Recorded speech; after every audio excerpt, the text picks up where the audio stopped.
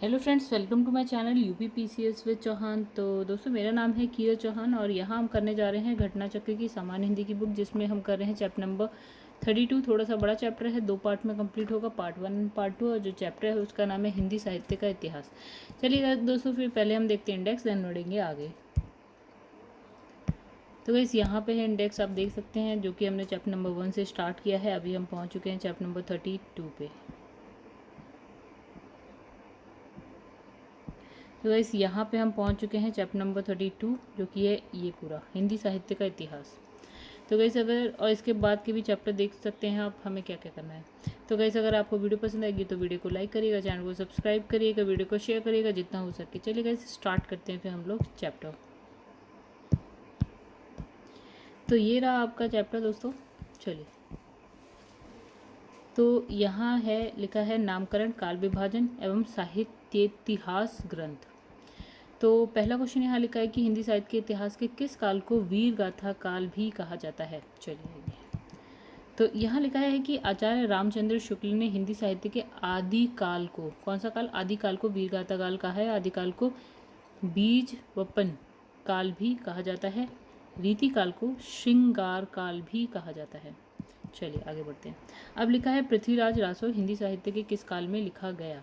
तो किसमें, आदि काल में। ठीक है, पृथ्वीराज रासो हिंदी साहित्य के आदि काल में लिखा गया। इसके रचयिता कौन है, इसके रचयिता है चंद्र बरदाई।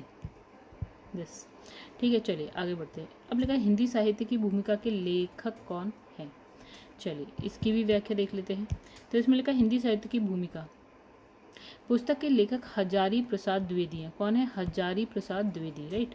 तो इसके अन्य साहित्य इतिहास ग्रंथ हैं। कौन से, हिंदी साहित्य का आदिकाल, हिंदी साहित्य उद्भव एवं विकास।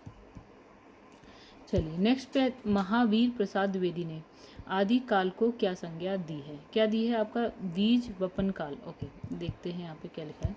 यहाँ लिखा है महावीर प्रसाद द्विवेदी ने आदिकाल को बीज वपन काल की संज्ञा दी है। आदिकाल को डॉक्टर ग्रियर्सन और डॉक्टर राजकुमार वर्मा ने चारण काल, हजारी प्रसाद द्विवेदी ने आदि काल, विश्वनाथ प्रसाद ने वीर काल की संज्ञा दी है। चलिए नेक्स्ट क्वेश्चन पे आते हैं। लिखा है हिंदी साहित्य को कितने कालखंडों में विभाजित किया गया है। तो हमारा आंसर है 4। आइए देखें इसकी व्याख्या भी। लिखा है हिंदी साहित्य के इतिहास को 4 काल खंडों में विभाजित किया गया है। आदिकाल हो गया आपका, भक्ति काल हो गया, रीति काल है, आधुनिक काल हो गया। चलिए नेक्स्ट क्वेश्चन है, हिंदी साहित्य का आधुनिक काल सामान्यतः कब से माना गया है। तो ये कब से माना गया है, 1850 से माना गया है। चलिए, निम्नलिखित में से कौन सा हिंदी साहित्य का काल विभाजन नहीं है। तो वैसे इसमें आपका कौन सा नहीं है, डी है, संयुक्त काल नहीं है। तो हिंदी साहित्य के काल विभाजन में विद्वानों में मतभेद है। तो सर्वमान्य रूप से इसे इस रूप में विभाजित किया जा सकता है। पहला इसने लिखा है आदिकाल वीर गाथा काल, ठीक है, और पूर्व मध्यकाल भक्ति काल, उत्तर मध्यकाल आपका रीतिकाल, और फिर है आधुनिक काल जो आपका है वो है गद्यकाल। संयुक्त काल नाम से कोई विभाजन नहीं है। नेक्स्ट आते हैं, फिर यहाँ लिखा है कि आदिकाल के लिए वीर गाथा काल नाम किसने प्रस्तावित किया। तो किसने प्रस्तावित किया, आचार्य रामचंद्र शुक्ल ने। यहाँ लिखा है कि आदिकाल के लिए वीर गाथा काल आचार्य रामचंद्र शुक्ल ने, डॉक्टर राजकुमार वर्मा ने चारण काल या संधि काल, और राहुल सांकृत्यायन ने सिद्ध सामंत काल, जबकि हजारी प्रसाद द्विवेदी ने आदिकाल नाम यह प्रस्तावित किया है।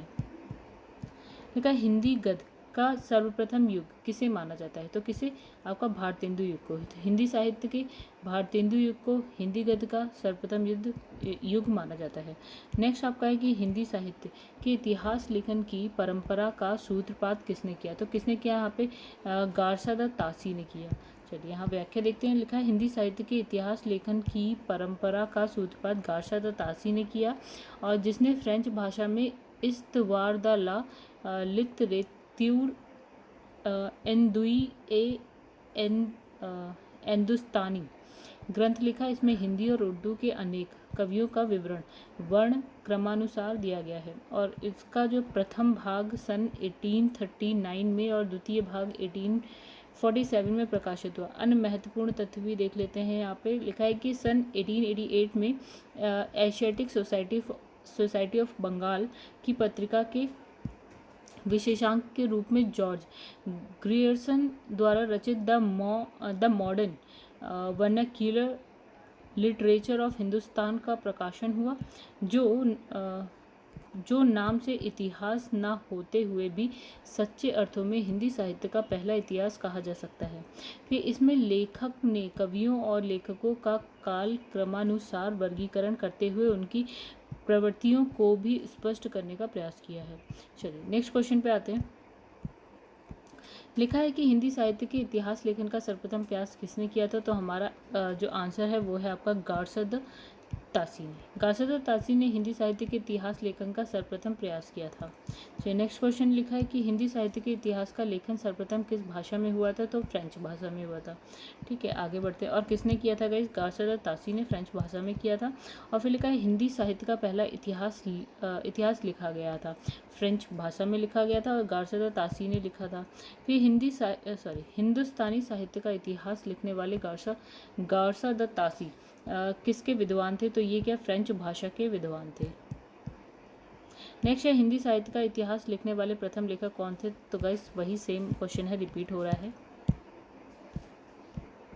फिर लिखा है काल क्रमानुसार लिखा गया हिंदी साहित्य का प्रथम इतिहास ग्रंथ है, कौन सा है आपका? The modern vernacular literature of Hindustan. अभी हमने व्याख्या में देखा है, क्वेश्चन नंबर 10 की व्याख्या में आपको दिख जाएगा। फिर लिखा है इस्तवार द ला लिटरेत्यूर एन दुई ए हिंदुस्तानी नामक हिंदी साहित्य के इतिहास ग्रंथ के लेखक का नाम क्या है? तो यहाँ पे लिखा है गारसद तासी। ठीक है, और इसमें और कुछ नहीं है। इसमें लिखा हिंदी साहित्य के इतिहास को व्यवस्थित रूप देने का श्रेय किसको जाता है? तो आपका आंसर है आचार्य रामचंद्र शुक्ल को जाता है। तो गाइस यहाँ पढ़ते हैं। लिखा हिंदी साहित्य के इतिहास को व्यवस्थित रूप देने का श्रेय किसको जाता है? आचार्य रामचंद्र शुक्ल को जाता है।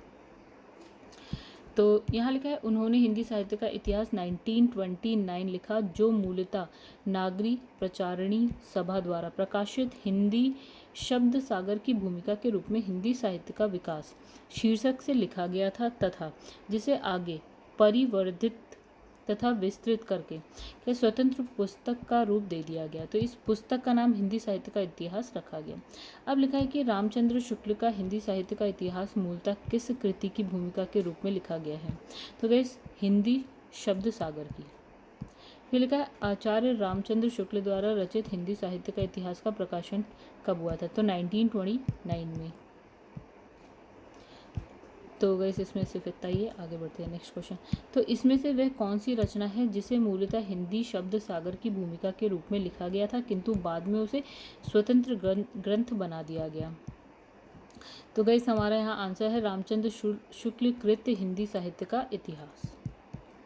तो यहाँ लिखा है आचार्य रामचंद्र शुक्ल कृत, मतलब इनके द्वारा है हिंदी साहित्य का इतिहास 1929 मूलतः हिंदी शब्द सागर की भूमिका के रूप में लिखा गया था, जो बाद में स्वतंत्र ग्रंथ बन गया। फिर लिखा है शिव सिंह सरोज का रचना काल है। अच्छा देखते हैं। तो इस यहाँ लिखा है शिव सिंह सरोज पुस्तक का प्रथम प्रकाशन 1878 में हुआ। शिव सिंह सेंगर जन्म 1833 में। शिव सिंह सरोज नाम से हिंदी भाषा का इतिहास ग्रंथ रचा।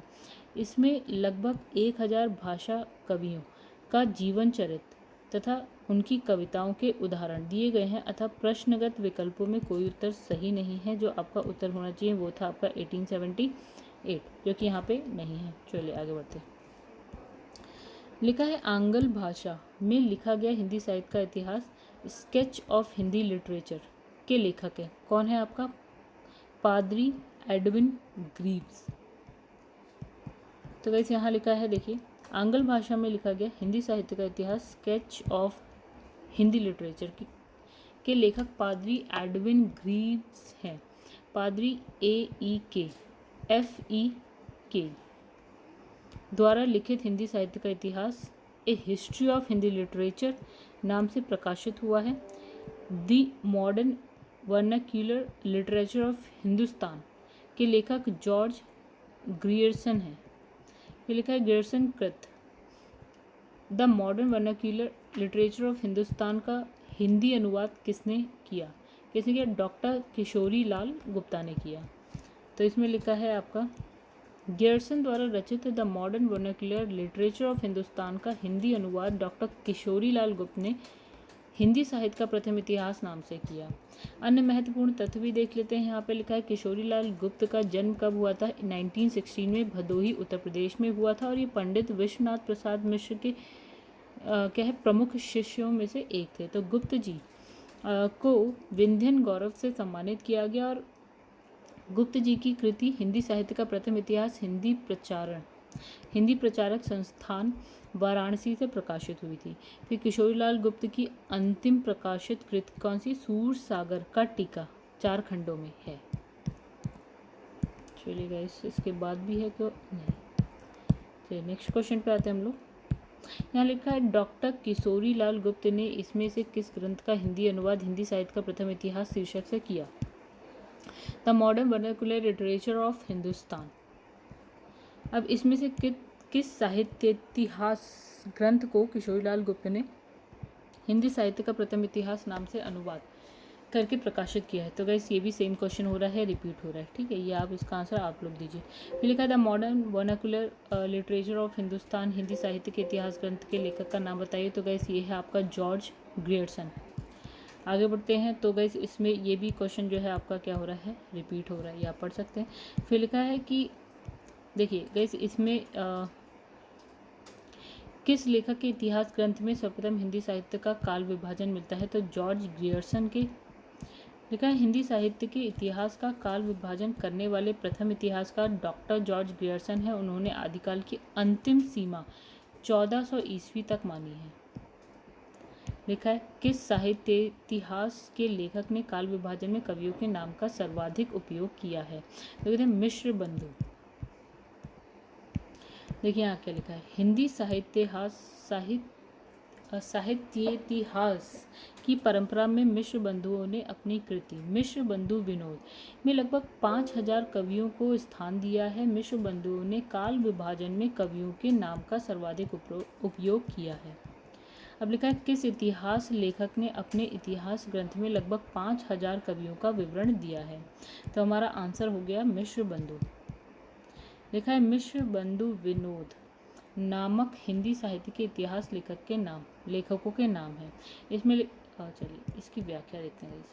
इसमें लिखा है कि मिश्र बंधु विनोद नामक हिंदी साहित्य के इतिहास लेखकों के नाम गणेश बिहारी मिश्र, श्याम बिहारी मिश्र, सुखदेव बिहारी मिश्र है, ठीक है। तो मिश्र बंधु विनोद के केवल 4 भाग प्रकाश में आए हैं। तो प्रथम 3 भागों का प्रकाशन 1913 में किया गया और जो चौथा भाग है उसका प्रकाशन 1934 में किया गया। अब है मिश्र बंधु विनोद का चौथा भाग कब प्रकाशित हुआ? तो ये क्वेश्चन हो गया रिपीट।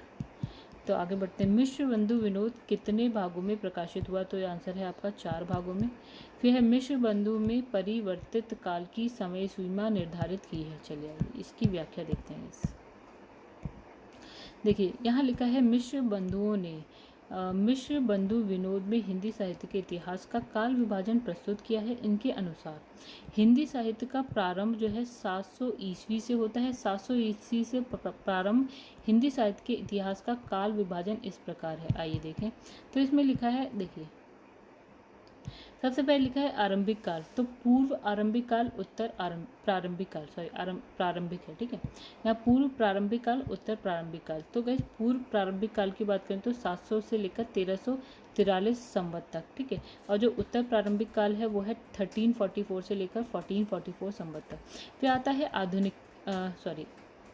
आध्यात्मिक काल, ठीक है। ये पूर्व माध्यमिक काल है। फिर इसका है प्रौढ़ माध्यमिक काल। तो ये 1445 से लेकर 1560 संवत तक है। और ये वाला जो है 1561 से लेकर 1680 संवत तक है। फिर आ जाता है अलंकृत काल। तो इसमें पूर्वालंकृत काल हो गया, उत्तरालंकृत काल हो गया। तो ये आता है 1681 से लेकर 1790 संवत तक और ये 1791 से लेकर 1889 संवत तक। फिर आता है परिवर्तित काल। तो ये हो गया आपका 1890 से लेकर 1925 तक। फिर वर्तमान काल आता है 1926 से लेकर अब तक जो चल रहा है। तो इस पुस्तक में एक अज्ञात काल का भी उल्लेख है। अब यहाँ लिखा है आचार्य रामचंद्र शुक्ल ने प्रथम उत्थान का समय कब से कब तक निर्धारित किया था? तो इन्होंने कहा 1868 से लेकर 1893। देखिए आचार्य रामचंद्र शुक्ल ने प्रथम उत्थान का समय 1868 से 1893 जो विक्रम संवत है वो गाइस 1925 से लिखा है। अगर विक्रम संवत में हम बात करें तो 1925 से लेकर 1950 तक है। द्वितीय उत्थान का समय जो है आपका 1893 से 1918 तक, और विक्रम संवत की बात करें तो 1950 से 75 तक। फिर वर्तमान गति और तृतीय उत्थान का समय क्या आता है 1918 से आगे तक, यानी कि विक्रम संवत की बात करें तो 1975 से आगे तक। अब इसमें लिखा है आचार्य रामचंद्र शुक्ल ने हिंदी साहित्य का इतिहास के आधुनिक गद्य साहित्य परंपरा का प्रवर्तन के अंतर्गत प्रथम उत्थान की कालावधि निर्धारित की। तो गई तभी हम देख 1925 से लेकर 1950 तक, जो कि विक्रम संवत की बात करी जा रही है। फिर है आचार्य रामचंद्र शुक्ल ने द्वितीय उत्थान का समय। तो गई ये हो गया रिपीट, आप ऊपर देखिए, ठीक है। हिंदी शब्द सागर का प्रकाशन किस संस्थान ने किया? ये है नागरी प्रचारणी सभा, ठीक है गाइस। ये भी हम एक व्याख्या में देख चुके हैं। चलिए यहाँ लिखा है, बहुत बड़ी व्याख्या है।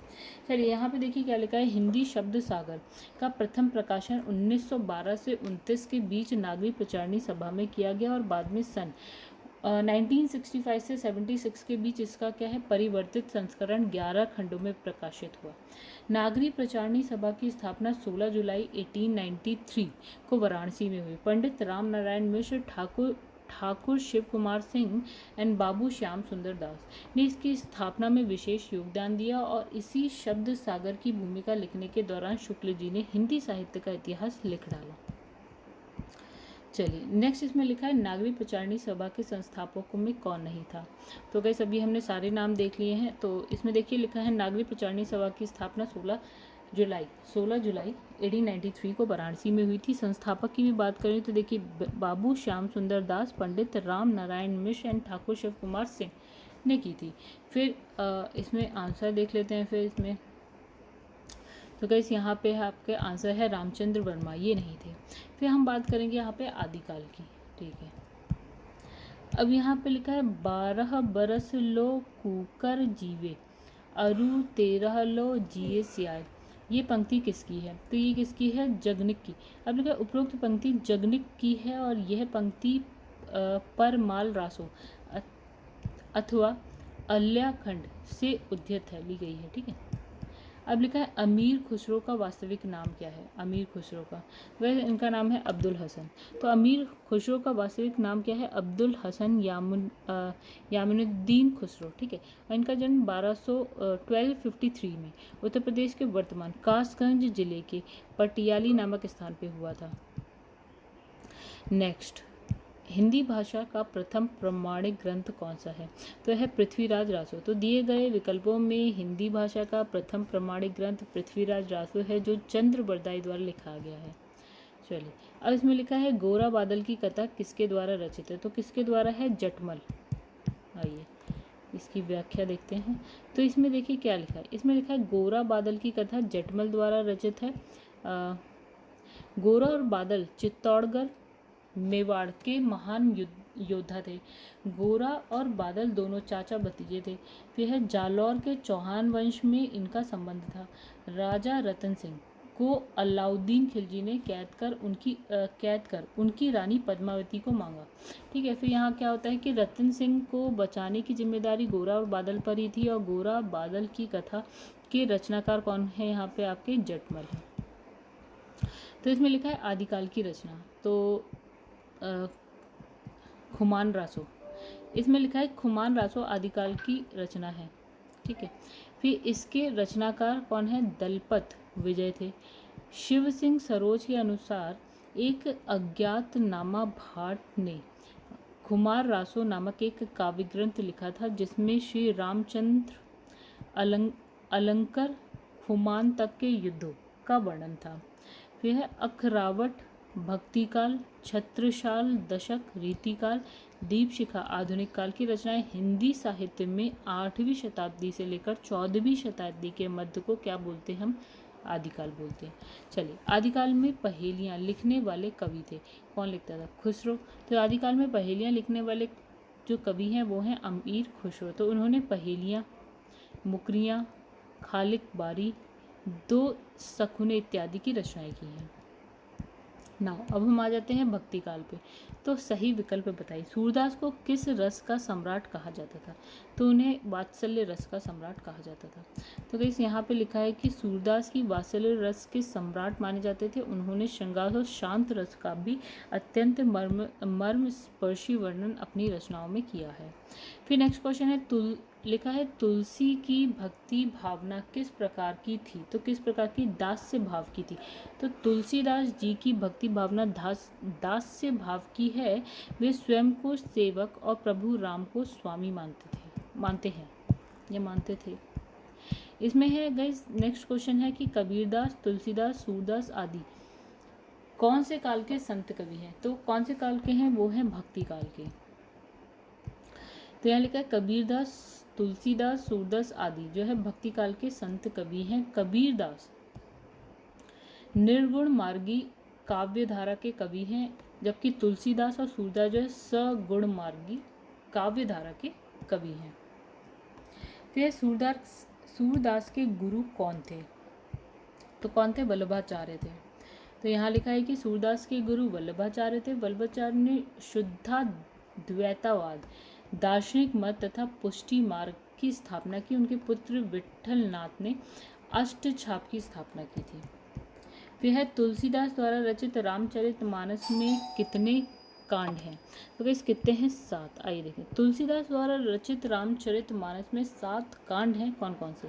बाल कांड, अयोध्या कांड, आरण्य कांड, किष्किंधा कांड, सुंदर कांड, लंका कांड, उत्तर कांड।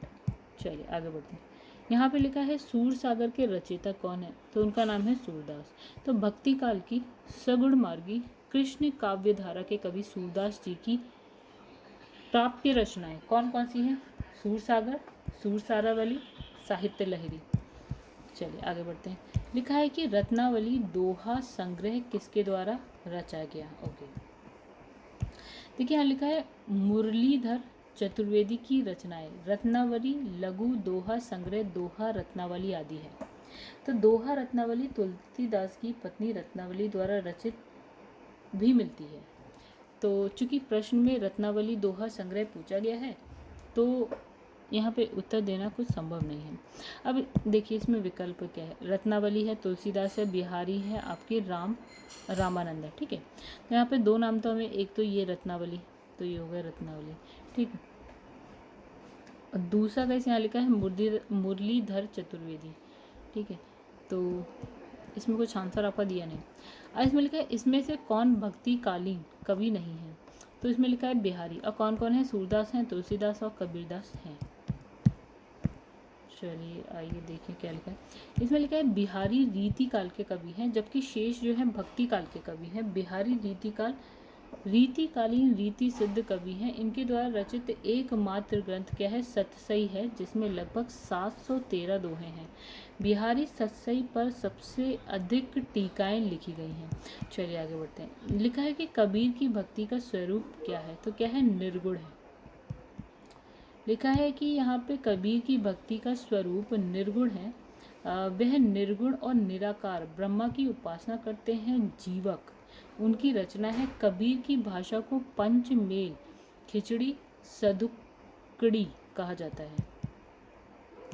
कबीरदास की भाषा कौन सी थी? तो कैसे यहाँ पे लिखा है सदुक्कड़ी। देखिए कबीरदास की भाषा के संबंध में निम्नलिखित मत हैं। जैसे कि कुछ विद्वानों ने कुछ कहा है, कुछ विद्वानों ने कुछ कहा है। देखते हैं किसने क्या कहा है। तो श्याम सुंदर दास कहते हैं कि पंचमेल खड़ी। वह रामचंद्र शुक्ल कहते हैं कि सगुक्कड़ी। फिर लिखा हजारी प्रसाद द्विवेदी कहते हैं कि भाषा के डिक्टेटर। फिर है विनय पत्रिका की भाषा कौन सी थी? तो यहाँ पे है व्रज भाषा। तो गोस्वामी तुलसीदास द्वारा रचित विनय पत्रिका की भाषा क्या थी? ब्रज भाषा है। इसमें तुलसीदास जी ने भगवान राम को एक शासक के रूप में चित्रित किया है। नेक्स्ट क्वेश्चन है निम्नलिखित में से कौन अष्टछाप का कवि है? तो हमारा आंसर है सूरदास। यहाँ लिखा है स्वामी विठलनाथ ने 1565 में अपने पिता वल्लभाचार्य के 4 शिष्यों और अपने 4 शिष्यों को लेकर अष्टछाप का प्रसिद्ध भक्त कवियों की मंडली स्थापित करी। तो अष्टछाप कवियों में शामिल कौन कौन था? एक हो गए आपके कुंभनदास, दूसरे हैं आपके सूरदास, फिर है परमानंदास, कृष्णदास, गोविंद स्वामी, नंददास, वह है छीत स्वामी, वह है चतुर्भुज दास। नेक्स्ट पे आते हैं, यहाँ लिखा है अष्टछाप के कवि नहीं है। तो वैसे यहाँ पे जो नाना दास है, नाभा दास है ना, वो नहीं है। बाकी हमने देख लिया कौन कौन से हैं। ठीक है, पिछला व्याख्या देखी उसमें हमने देख लिया। चलिए नेक्स्ट क्वेश्चन पे आते हैं। इसमें लिखा है जायसी द्वारा रचित पद्मावत निम्न में से क्या है? ये क्या है आपका? समासोक्ति है।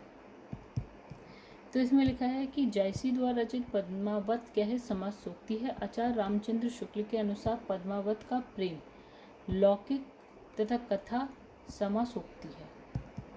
चलिए यहाँ पे लिखा है दशरथ सुत तिहु लोक बखाना, राम नाम का मरण जाना किस रचनाकार की पंक्ति है? तो ये किसकी है? कबीर की है। तो किसकी है? कबीर दास की है। इस पंक्ति के माध्यम से कबीर दास ने राम के निराकार रूप का वर्णन किया है। निराकार जिसका कोई आकार ना हो। अब यहाँ लिखा है कि गोस्वामी तुलसीदास का निधन वाराणसी के किस घाट पर हुआ था? तो गाइस कहाँ? 80 घाट पर हुआ था। चलिए इसे पढ़ते हैं। तो दोस्तों यहाँ लिखा है गोस्वामी तुलसीदास के निधन के बारे में एक छंद कहा गया है जो इस प्रकार है। संवत 16 से 80 गंगते के तीर श्रावण शुक्ला सप्तमी तुलसी तज्यो शरीर। इस छंद के माध्यम से ये ज्ञात होता है कि संवत 1680 में तुलसीदास ने 80 घाट वाराणसी पर अपना शरीर त्याग दिया। चलिए नेक्स्ट क्वेश्चन देखते हैं। कबीर ने समाज सुधार के अंतर्गत किसका उपदेश नहीं दिया? तो इन्होंने देखिए मूर्ति पूजा का विरोध किया है, जाति प्रथा का खंडन किया है, हिंदू मुस्लिम पाखंड का खंडन किया है, और ये स्त्री पुरुष की समानता ये नहीं। ठीक है, अब यहाँ देखिए कबीर ने समाज सुधार के अंतर्गत स्त्री पुरुष की समानता का उपदेश नहीं दिया है। कबीर की रचनाओं में मूर्ति पूजा का विरोध है, जाति प्रथा का खंडन है, हिंदू मुस्लिम पाखंड का खंडन आदि ये सारी चीज़ें मिलती हैं। फिर लिखा है पद्मावत महाकाव्य कौन सी भाषा में लिखा गया है? तो वो लिखा है अवधी भाषा में। ठीक है, इसमें लिखा है मलिक मोहम्मद जायसी द्वारा पद्मावत की रचना 1540 में की गई है और ये अवधी भाषा में लिखा गया है। इसमें चित्तौड़ के राजा रतन सेन और सिंघल की जो राजकुमारी हैं पद्मावती के विवाह और विवाह के बाद के जीवन का चित्रण हुआ है। चलिए नेक्स्ट क्वेश्चन पे आ जाते हैं हम लोग। तो यहाँ लिखा है मुगल बादशाह शाहजहां ने किस कवि को महाकविराय की पदवी दी है? तो किसे दिया है? सुंदर को। चलिए आइए इसे थोड़ा सा पढ़ते हैं। यहाँ लिखा है सुंदर ग्वालियर के ब्राह्मण थे और शाहजहां के दरबार में कविताएं सुनाते थे। तो इन्हें शाहजहां ने पहले कविराय की और फिर महाकविराय की पदवी दी यानी कि उपाधि दी। उन्होंने सुंदर श्रृंगार नामक नायिका भेद का एक ग्रंथ लिखा। कवि सुंदर संत कवित्व सुंदरदास से भिन्न थे। अब लिखा है निम्नलिखित में कौन ज्ञानाश्रयी शाखा के कवि हैं? तो कौन है? कबीरदास है।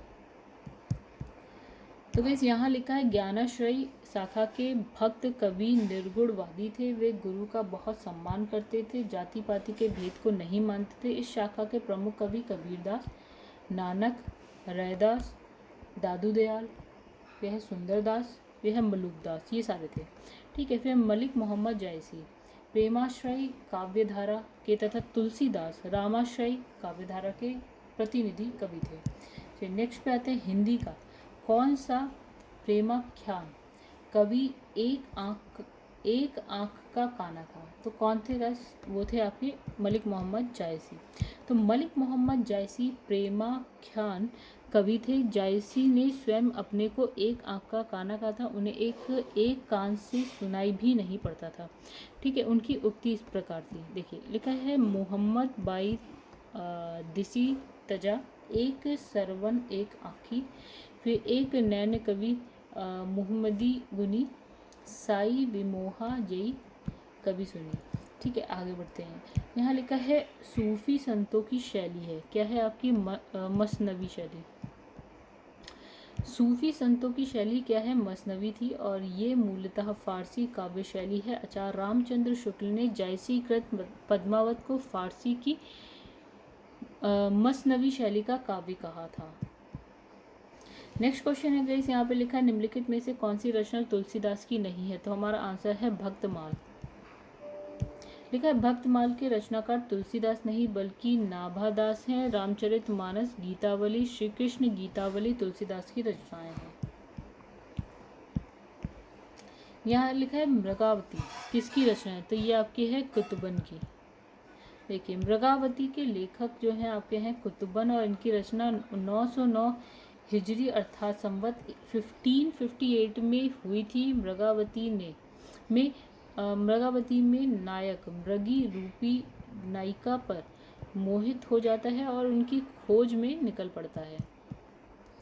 नेक्स्ट है आपका या लकुटी अरु कामरिया पर राज तिहुपुर को तजी डारो, किसकी पंक्ति है? तो गाइस ये है आपकी रसखान की पंक्ति है। चलिए दोस्तों यहाँ पे इस वीडियो को करते हैं ख़त्म, और जो बाकी के क्वेश्चंस हैं वो हम लाते हैं नेक्स्ट वीडियो में।